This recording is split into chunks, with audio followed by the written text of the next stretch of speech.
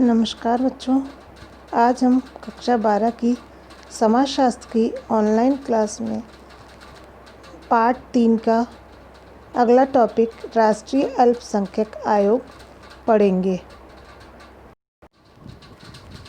अल्पसंख्यकों के सुरक्षा उपायों का मूल्यांकन तथा अनुश्रवण करना। राष्ट्रीय अल्पसंख्यक आयोग 1997 दे रखा है। इसका पहला पॉइंट दे रखा है अल्पसंख्यकों के सुरक्षा उपायों का मूल्यांकन और अनुश्रवण करना। उनके सुरक्षा के जो उपाय हैं उनका मूल्यांकन करना तथा उनको सुनना। सरकार के अन्य विभागों को सुझाव देना। अल्पसंख्यकों के अधिकारों या सुझाव उपायों से उन्हें वंचित करने की शिकायतों पर गंभीरता से विचार करना। आयोग को दिए गए विषयों पर विचार करना। अब अगला टॉपिक आता है अल्पसंख्यक कल्याण के प्रधानमंत्री 15 सूत्रीय कार्यक्रम। बच्चों, ये आपके इम्पोर्टेंट क्वेश्चन है, परीक्षा में कई बार पूछा गया है, तो आप इसको अंडरलाइन कर लेंगे और टिक कर लेंगे। परीक्षा में कई बार पूछा जा चुका है कि अल्पसंख्यक कल्याण के प्रधानमंत्री 15 सूत्रीय कार्यक्रम को समझाइए। जब इस तरीके का प्रश्न आता है तो आपको यही लिखना है, ये प्रधानमंत्री 15 सूत्रीय कार्यक्रम हैं। अल्पसंख्यक समुदायों को शिक्षा, रोजगार, आर्थिक गतिविधियों में बराबर की हिस्सेदारी तथा उनका उत्थान सुनिश्चित करने के लिए जून 2006 में अल्पसंख्यकों के कल्याण के लिए प्रधानमंत्री के नए 15 सूत्री कार्यक्रम की घोषणा की गई। इस कार्यक्रम के मुख्य उद्देश्य निम्नलिखित हैं। पहला, शिक्षा के क्षेत्र में अवसरों को बढ़ावा देना। इस जो कार्यक्रम है प्रधानमंत्री ही 15 सूत्री कार्यक्रम, इसका पहला उद्देश्य है कि शिक्षा के जो क्षेत्र है उनके अवसरों को बढ़ावा देना, उनके अवसरों को बढ़ाना।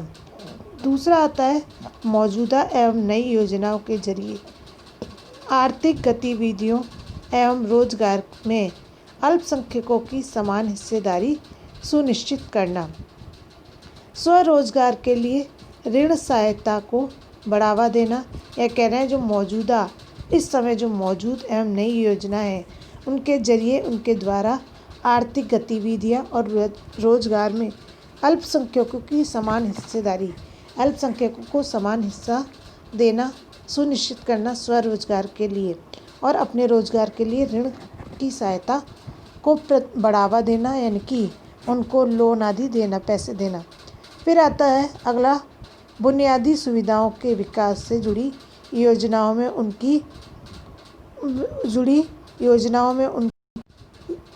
में जुड़ी उनकी भागीदारी सुनिश्चित करते हुए उनके जीवन स्तर में सुधार लाना। आता है सांप्रदायिक हिंसा एवं वैमनस्यता की रोकथाम तथा नियंत्रण। बच्चों, अब ये जो पांचवा है सच्चर समिति, ये भी आपका इम्पोर्टेंट है, ये भी परीक्षा में कई बार पूछा जा चुका है।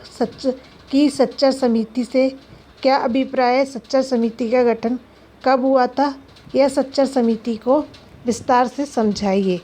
तो आपका इम्पोर्टेंट क्वेश्चन है, आप इसे टिक कर लें कि सच्चर समिति 9 मार्च और 2005 को दिल्ली उच्च न्यायालय के पूर्व न्यायाधीश राजेंद्र सच्चर की अध्यक्षता में 7 सदस्यों की समिति का गठन किया गया। इस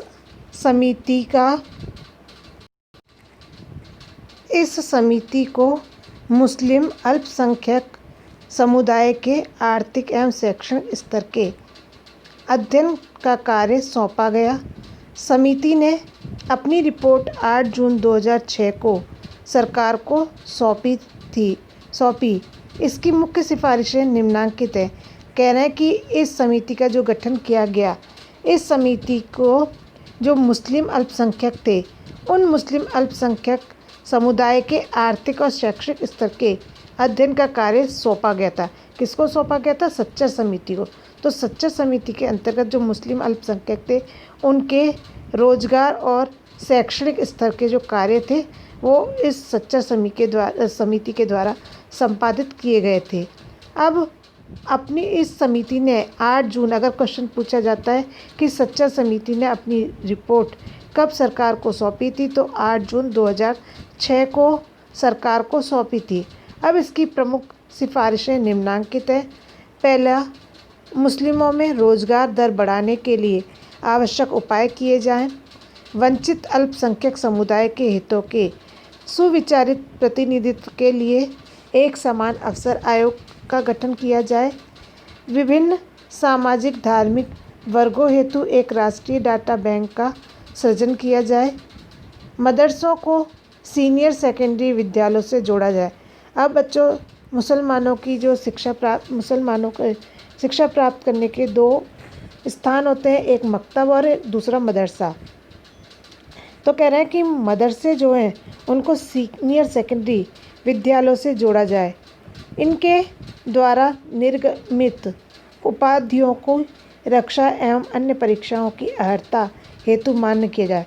अब कह रहे हैं जो मदरसे हैं, अब मकतब में तो 1ली से लेकर 5वीं तक की पढ़ाई होती थी, यानी कि प्राइमरी सेक्शन की पढ़ाई मकतब में की जाती थी, अक्षर ज्ञान वगैरह, और मदरसों में उससे बाद की पढ़ाई की जाती है। अब मदरसों को सीनियर सेकेंडरी विद्यालयों से जोड़ा जाए और इनके द्वारा जो निर्गमित उपाधियाँ हैं, उनके द्वारा जो दी गई उपाधियाँ की रक्षा एवं अन्य परीक्षाओं की अर्हता हेतु अन्य परीक्षाओं में बैठने के लिए योग्य माना जाए हेतु मान्य किया जाए, बैठने की अनुमति दी जाए। धार्मिक सहिष्णुता को प्रोत्साहित करने हेतु पाठ्य पुस्तकों में उचित सामाजिक मूल्यों को सुनिश्चित किया जाए।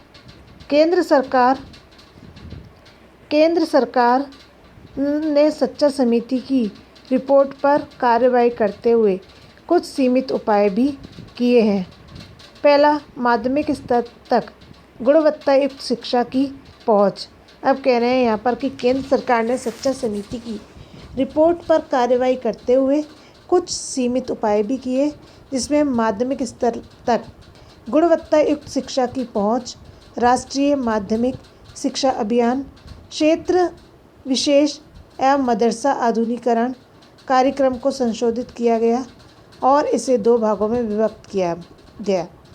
देश के शैक्षणिक रूप से पिछड़े 374 जिलों में प्रत्येक में एक मॉडल कॉलेज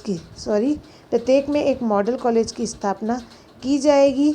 इन 374 जिलों में से 61 जिलों की पहचान अल्पसंख्यक बहुल जिलों के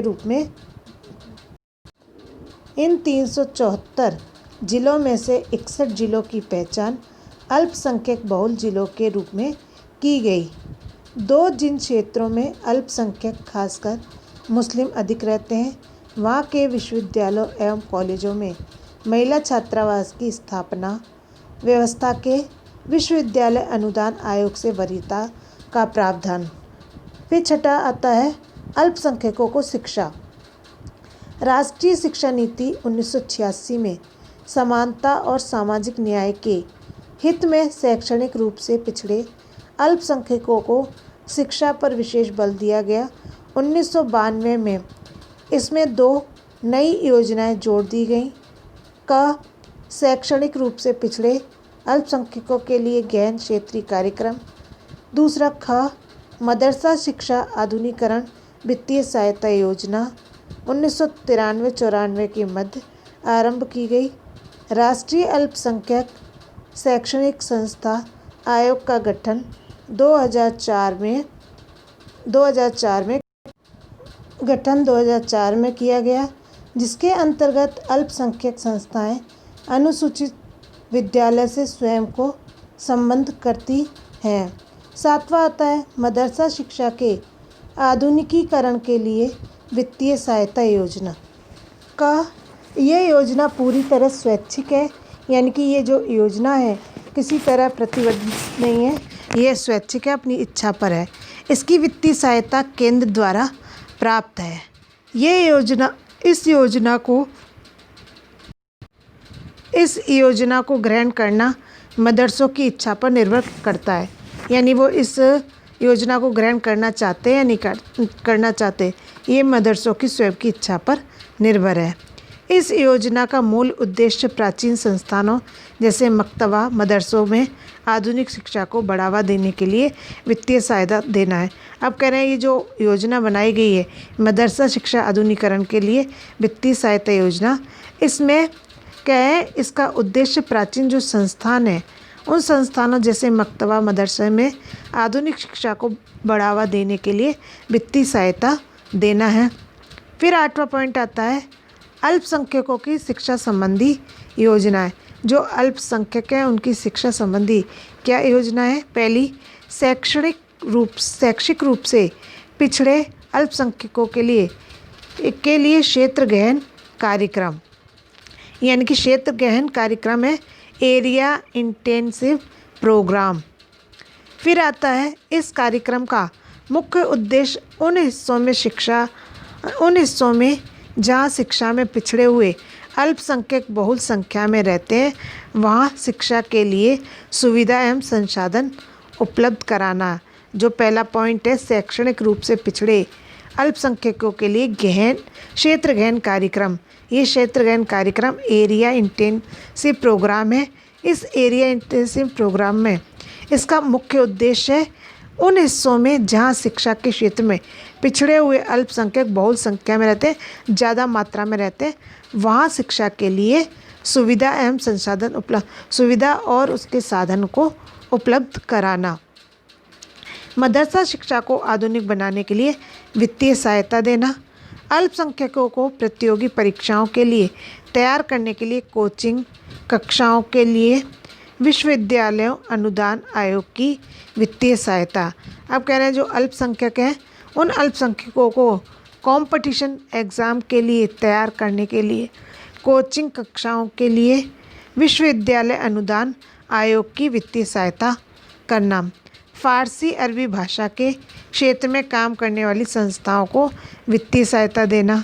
जो फ़ारसी और अरबी भाषा है के क्षेत्र में काम करने वाली संस्थाएं उनको वित्तीय सहायता प्रदान करना। अल्पसंख्यकों के जीवन के संरक्षण एवं उन्नयन के लिए केंद्र सरकार ने 2008 और 2009 में बहुआयामी विकास कार्यक्रम भी आरंभ किए। जीवन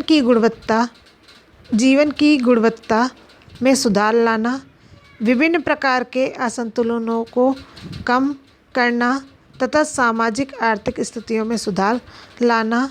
विकास के दृष्टिकोण से जो जिले मूलभूत सुविधाओं से वंचित हैं उनके लिए योजनाओं पर बल दिया गया, जिसमें पक्के घरों का निर्माण, स्वच्छ पेयजल एवं बिजली की उपलब्धता, स्कूली एवं माध्यमिक शिक्षा की बेहतर व्यवस्था तथा आय बढ़ाने वाली लाभार्थी योजनाएं शामिल हैं।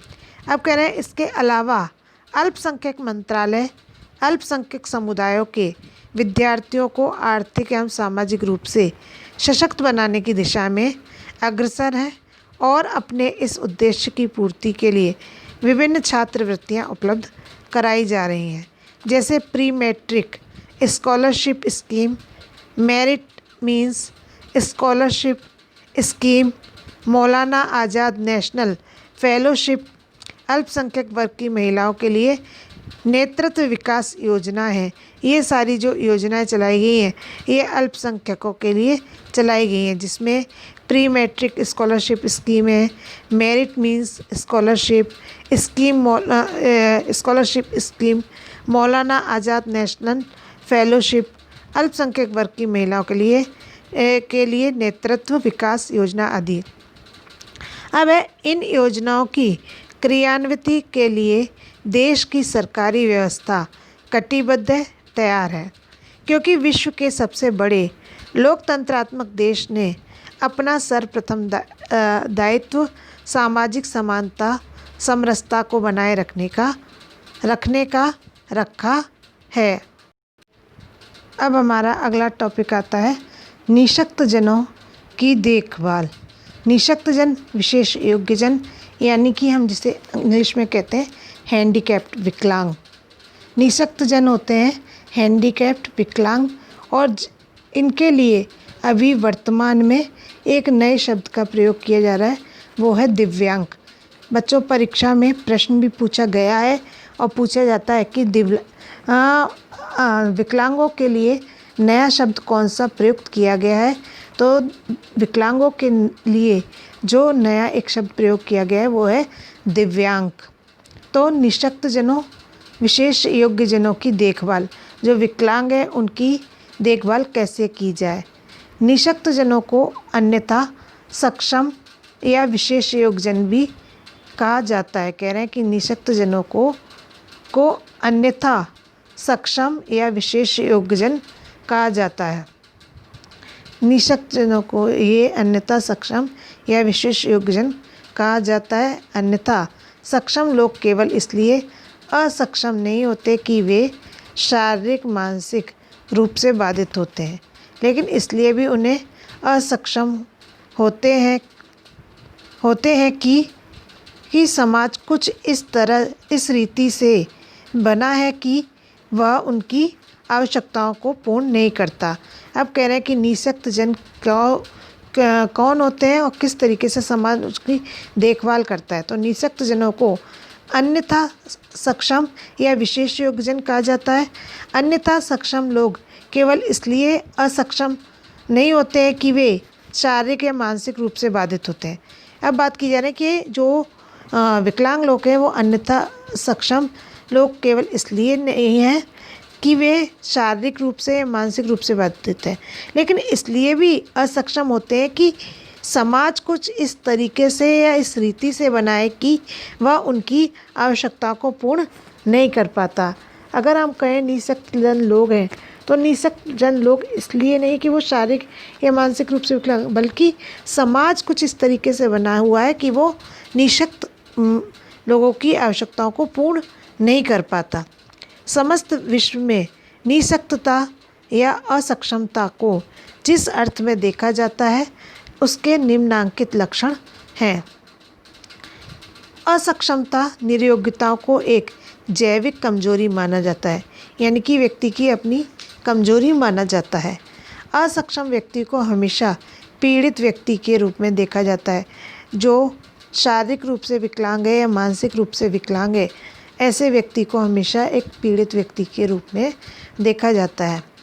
यह विश्वास किया जाता है कि निर्योग्यता उस निर्योग्य व्यक्ति के प्रत्यक्ष ज्ञान से जुड़ी है, और ये भी विश्वास किया जाता है कि उसकी जो निर्योग्यता है वो उस निर्योग्य व्यक्ति के प्रत्यक्ष ज्ञान से जुड़ी हुई है।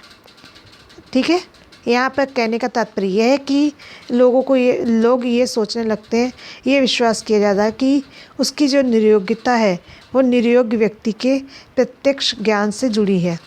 अमूमन विश्व के सभी भागों में एक ऐसी संस्कृति व्याप्त है जहाँ शारीरिक पूर्णता को आदर की दृष्टि से देखा जाता है। अब कह रहे हैं अमूमन, यानी निश्चित रूप से विश्व के सभी भागों में एक ऐसी संस्कृति व्याप्त है, यानी कि मौजूद है, जहाँ शारीरिक पूर्णता को आदर की दृष्टि से देखा जाता है। कहने का तात्पर्य यह है, जो व्यक्ति शारीरिक रूप से पूर्ण है, शारीरिक रूप से सही है, सुंदर है, पूर्ण है, तो उसको आदर सम्मान दिया जाता है। अगर कोई व्यक्ति शारीरिक रूप से पूर्ण नहीं है, किसी भी प्रकार से असक्षम है, तो उसे आदर की दृष्टि से नहीं देखा जाता। जहाँ शारीरिक पूर्णता को आदर की दृष्टि से देखा जाता है, परंतु पूर्ण शरीर का अभाव असामान्य या हेय माना जाता है।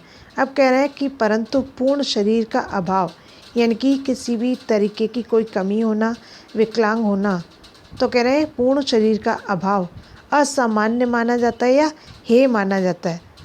ऐसी सोच का मूल कारण उस सांस्कृतिक संकल्पना में निहित है जो असमर्थ या दोषपूर्ण शरीर को दुर्भाग्य का परिणाम मानते हैं।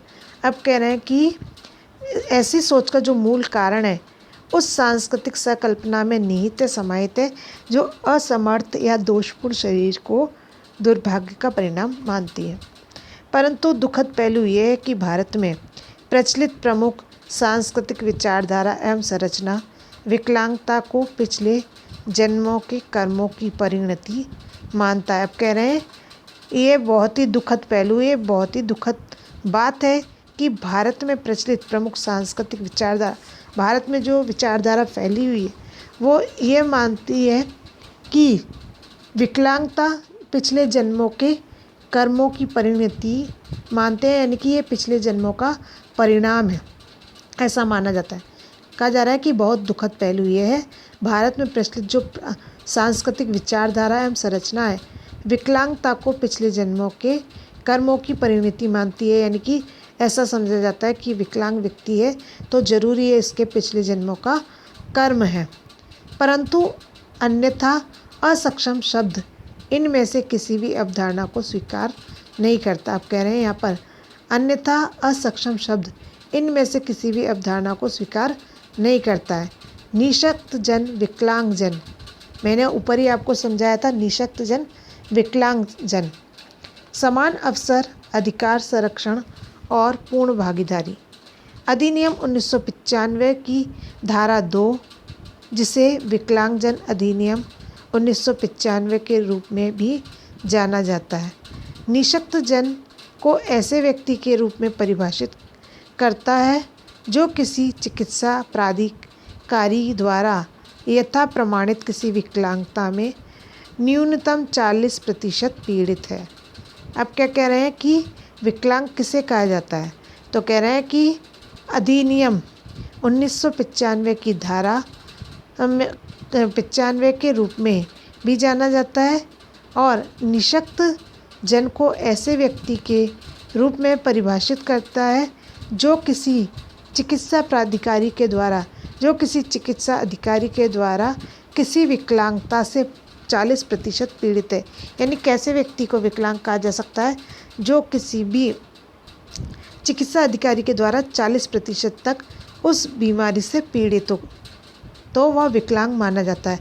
ये विकलांगता कितने प्रकार की होती है, देखिए, ये विकलांगता दृष्टिबाधिता, अल्पदृष्टि, कुष्ठ रोग उपचारित, श्रवणबाधिता, चलन विकलांगता, मानसिक रोग, मानसिक मंदता, स्वलीनता, ऑटिज्म, इसे ऑटिज्म कहते हैं, प्रमस्तिष्क अंगघात, सेरेब्रल पाल्सी। फिर आता है ज में से 2 या अधिक का संयोजन हो सकता है। वर्ष 2011 की जनगणना के अनुसार भारत में 2.68 करोड़ विशेष योग्यजन हैं, जो कि कुल जनसंख्या का 2.21% है।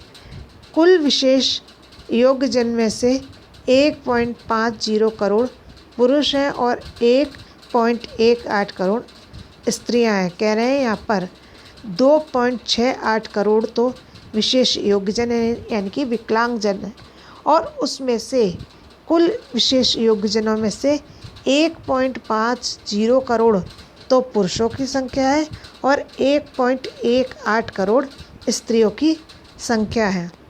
अब विशेष योग्यजन हेतु संवैधानिक प्रावधान कि संविधान के द्वारा उनके लिए क्या प्रावधान रखे गए हैं। तो बच्चों, ये इम्पोर्टेंट क्वेश्चन है, ये भी परीक्षा में आता है।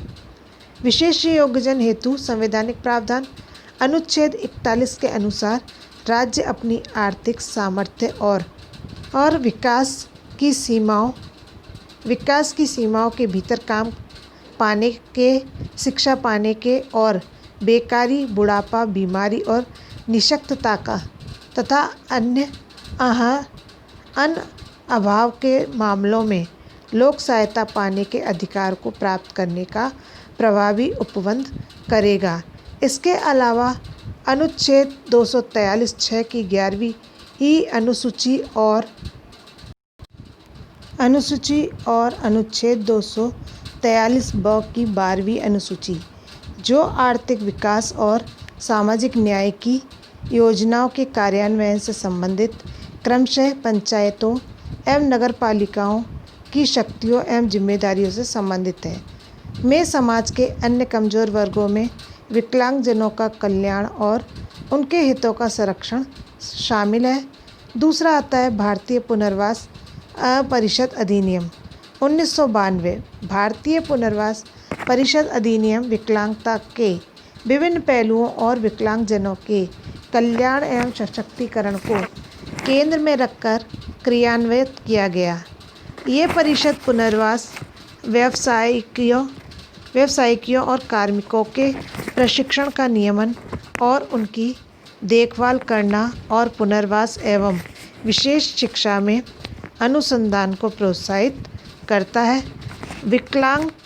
विकलांगता अधिनियम 1995। इस विकलांगता अधिनियम में समान अवसर, अधिकार संरक्षण एवं पूर्ण भागीदारी। 1995 एशिया एवं प्रशांत क्षेत्र हेतु आर्थिक और समाज आयोग द्वारा 1 से 5 दिसंबर 1992 में बीजिंग में आयोजित विकलांगजनों का एशियाई और प्रशांत दशक 1993 से 2002 की शुरू करने हेतु बैठक में अंगीकृत एशिया और प्रशांत क्षेत्र में विकलांगजनों की पूर्ण सहभागिता और समानता संबंधी उद्घोषणा को प्रभावी बनाने के लिए केंद्रीय सरकार ने विकलांगजन 1995 अधिनियम नियमित किया। भारत ने इस उद्घोषणा पर अपनी सहमति दर्ज की तथा हस्ताक्षर किए। विकलांगजन अधिनियम 1995 के उपबंधों के सामंजस्य और साथ ही बेहतर कार्यान्वयन सुनिश्चित करने के दोहरे उद्देश्य के साथ सरकार ने राज्यसभा में 7/2/2014 को विकलांग व्यक्ति अधिकार विधेयक 2014 प्रस्तुत किया। ऑटिज्म, प्रमस्तिष्क अंगघात, मानसिक मंदता और बहुविकलांगताओं इत्यादि से ग्रसित व्यक्तियों के कल्याणार्थक राष्ट्रीय न्यास ऑटिज्म, प्रमस्तिष्क अंगघात, मानसिक मंदता और बहुविकल्पताओं इत्यादि से ग्रस्त व्यक्तियों के कल्याणार्थ संसद में वर्ष 1999 के एक अधिनियम द्वारा गठित एक संवैधानिक निकाय है। राष्ट्रीय न्यास के उद्देश्य इस प्रकार है: विकलांगजनों को स्वतंत्रता पूर्वक और यथासंभव पूरी तरह से अपने समुदाय के अंदर और यथा निकट जीवन यापन करने में समर्थ और सशक्त बनाना। विकलांगजनों को अपने स्वयं के परिवार में ही रहने के लिए सहायता प्रदान करने के लिए सुविधाओं को सुदृढ़ करना। विकलांगजनों के माता पिता तथा संरक्षकों की मृत्यु होने पर उनकी देखभाल और संरक्षण के उपायों का संवर्धन करना। जिन विकलांगजनों को संरक्षकों और न्यायिकों की ज़रूरत है उनके लिए इनकी नियुक्ति की प्रक्रिया विकसित करना। राष्ट्रीय नीति 2006 विकलांगजनों के अधिकार पर संयुक्त राष्ट्र कन्वेंशन 2006 और एशिया तथा प्रशांत क्षेत्रों में विकलांगजनों हेतु अधिकार को साकार करने संबंधी कार्यनीति। यह विश्वास किया जाता है कि निःशक्त जन देश के बहुमूल्य संसाधन हैं और यदि उन्हें समान अवसर और प्रवासी पुनर्वास उपलब्ध हो तो उनमें से अधिकांश व्यक्ति बेहतर गुणवत्ता वाली जिंदगी जी सकते हैं। और सरकार ने उनके लिए ऐसा वातावरण तैयार करने के उद्देश्य से जो उन्हें समान अवसर, उनके अधिकारों का संरक्षण और समाज में उनकी पूरी भागीदारी प्रदान कर सके, विकलांगजनों के लिए एक राष्ट्रीय नीति तैयार की। विकलांगता रोकथाम और पुनर्वास उपायों पर केंद्रित इस नीति में निम्नलिखित प्रावधान है: क. विकलांग रोकथाम। ख. पुनर्वास उपाय। शारीरिक पुनर्वास रणनीति। शीघ्र शारीरिक कमियों का पता करना, परामर्श एवं चिकित्सा पुनर्वास। सहायक युक्तियाँ। विकलांगजनों की शिक्षा। विकलांगजनों का आर्थिक पुनर्वास। सरकारी प्रतिष्ठानों में नियोजन। निजी क्षेत्र में पारिश्रमिक आधारित रोजगार। स्वरोजगार। बाधा मुक्त परिवेश। सामाजिक सुरक्षा। विकलांग बच्चों के लिए प्रावधान। विकलांगजनों के अधिकारों पर संयुक्त राष्ट्र संघ सम्मेलन 2006। यह संधि पत्र 13 दिसंबर 2006 को संयुक्त राष्ट्र महासभा द्वारा अपनाया गया था और 30 मार्च 2007 को राष्ट्र पक्षों के द्वारा हस्ताक्षर हेतु रखा गया। इस संधि पत्र के अंगीकरण ने विकलांगजनों को संपूर्ण विश्व में अपने अधिकारों की मांग करने और अपने अधिकारों का लाभ उठाने के लिए राज्य, निजी और नागरिक समाज की एजेंसियों को जवाबदेह बनाने में वास्तव में सशक्त किया। भारत विश्व के उन प्रमुख राष्ट्रों में से एक है जिसने इस संधि पत्र की अभिपुष्टि की। कह रहे हैं कि भारत विश्व के उन कुछ प्रमुख राष्ट्रों में से एक है जिन्होंने इस संधि पत्र की अभिपुष्टि की। 30 मार्च 2007 को भारत द्वारा संधि पत्र पर हस्ताक्षर किए जाने और बाद में इसकी अभिपुष्टि किए जाने के परिणाम स्वरूप देश में यह कानून 3 मई 2008 से प्रभावी हो गया। विकलांग छात्रों के लिए मैट्रिक और मैट्रिक पूर्व छात्रवृत्ति तथा मैट्रिक उपरांत छात्रवृत्ति, अब 7वां पॉइंट जो है वो रखा गया है कि विकलांग छात्रों के लिए मैट्रिक पूर्व, मैट्रिक होता है हाई स्कूल 10th से पूर्व छात्रवृत्ति और 10th के बाद छात्रवृत्ति। योजना का प्रमुख उद्देश्य मैट्रिक पूर्व स्तर तथा मैट्रिक उपरांत स्तर में अध्ययनरत विकलांग छात्राओं को वित्तीय सहायता देना, यानी मैट्रिक से पहले 9th में उनको सहायता प्रदान करना, उसके बाद में भी उनको सहायता प्रदान करना। वित्तीय सहायता में छात्रवृत्ति, पुस्तक अनुदान, मार्ग रक्षी, रीडर भत्ता आदि शामिल है।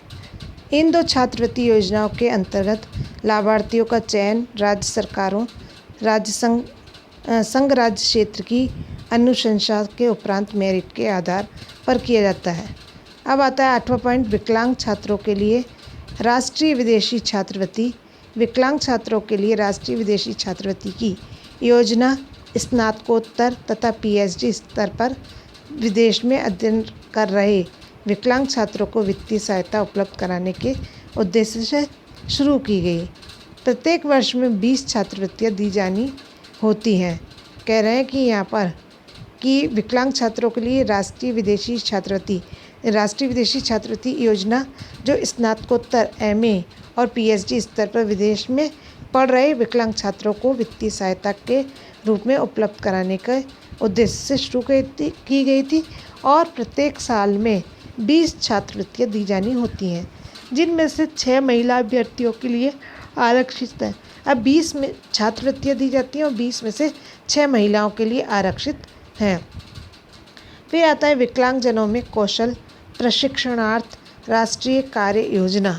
विकलांगजन सशक्तिकरण विभाग, सामाजिक न्याय और अधिकारिता मंत्रालय ने 21 मार्च 2015 को कौशल विकास और उद्यम वृद्धि मंत्रालय के सहयोग से विकलांगजनों के कौशल प्रशिक्षण की राष्ट्रीय कार्य योजना शुरू की। इस कार्य योजना का मूल उद्देश्य विकलांगजनों के लिए व्यावसायिक प्रशिक्षण और रोजगार अवसरों में सुधार करना है।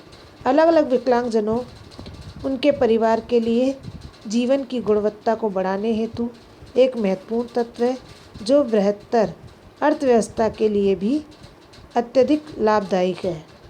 जागरूकता विकास तथा प्रचार योजना। जागरूकता विकास एवं प्रचार योजना सितंबर 2014 में चलाई गई तथा वित्तीय वर्ष 2014-15 से आगे के लिए प्रचलित है। इस योजना को बेहतर और कारगर परिणामों हेतु कार्यान्वयन के व्यापक और आधार के लिए सरल बनाने तथा इसके कार्यक्षेत्र, उद्देश्य, पात्रता आदि को बढ़ाने हेतु वित्तीय वर्ष 2015-16 में संशोधित किया गया। विकलांगजन सशक्तिकरण विभाग विकलांगजनों, निःशक्तजनों के कल्याण और सशक्तिकरण पर लक्षित विभिन्न नीतिगत मसलों पर ध्यान केंद्रित करने और संबंधित गतिविधियों पर सार्थक जोर देने के लिए 12 मई 2012 को सामाजिक न्याय और अधिकारिता मंत्रालय से अलग करके एक पृथक डिसेबिलिटी कार्य विभाग बनाया गया। दिनांक 8/12/2014 को इस विभाग का नाम बदल करके इस अलग अलग से मंत्रालय ने एक पृथक डिसेबिलिटी कार्य विभाग बनाया गया और 8/12/2014 को इस विभाग का नाम बदल करके विकलांगजन सशक्ति विभाग कर दिया गया। यह विभाग विभिन्न पदधारकों संबंधित केंद्रीय मंत्रालयों और गैर सरकारी संगठनों, राज्यों, संघ, राज्य, क्षेत्र सरकार इत्यादि के बीच प्रभावी करीबी समन्वय सहित विकलांगजनों एवं विकलांगता से संबंधित मामलों के लिए एक नोडल एजेंसी के रूप में कार्य करता है।